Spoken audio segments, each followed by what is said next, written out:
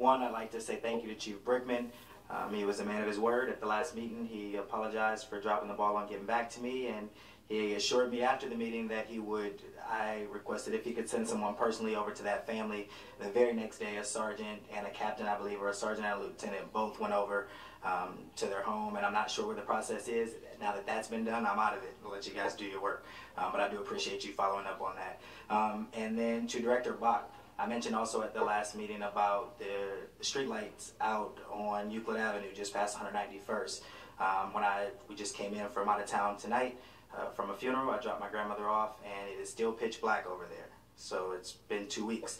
I'd like to know if you looked into it, or maybe you just haven't yet, but we definitely want to get that taken care of. The other thing I wanted to mention, last week, the council had a work session last week.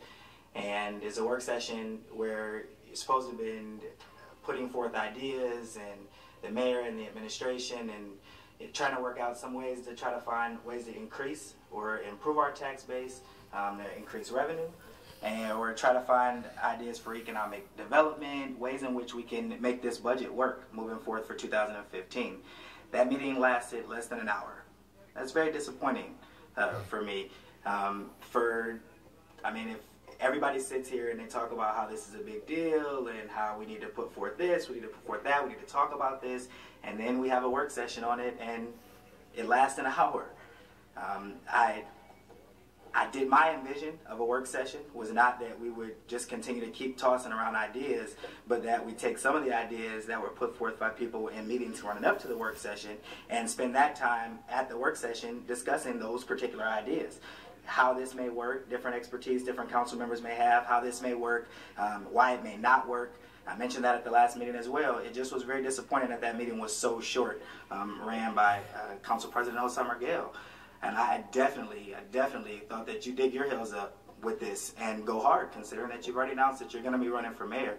We need to see what are your plans, and what do you think when we're in a tough time right now in 2015 trying to make things work, and you want to take over as mayor in 2016, we'd like to see more from you, especially when you're talking about the budget in the year before you come in. Also, I think that more talk lately has been about the shared income tax issue. A lot of people have been working very hard for a long time and very passionate about this. I don't understand, and again, not the smartest man in the world, I tell you that all the time, but I don't understand for the life of me why that is something that that nobody's digging their heels in and going hard for that right now. We push it off, we're going to wait for the Charter Review Board. We don't have time to wait on the Charter Review Board. If I understand the numbers correctly, if we got rid of or did away with the shared income tax, it's about $6 million that we contribute to the schools every year, which is only, if I'm not mistaken, about 7% of the school's budget.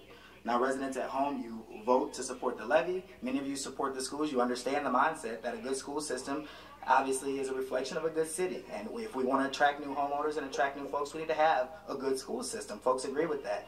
When we're talking about in our schools, we have a 40% transient rate with our schools, where we got new kids every year, and the schools are not at the greatest point right now, and that's probably a big part of that. And I just don't understand why at this point nobody's saying, hey, look, the schools now have an opportunity. We've given so much to the schools over the years. The schools have an opportunity now to give something back, and in this case, when you look at these numbers, actually save the city. When you say $6 million a year that we give to them, that means over the next 2 years, if we did this, that'd be $12 million that will come into our city's budget.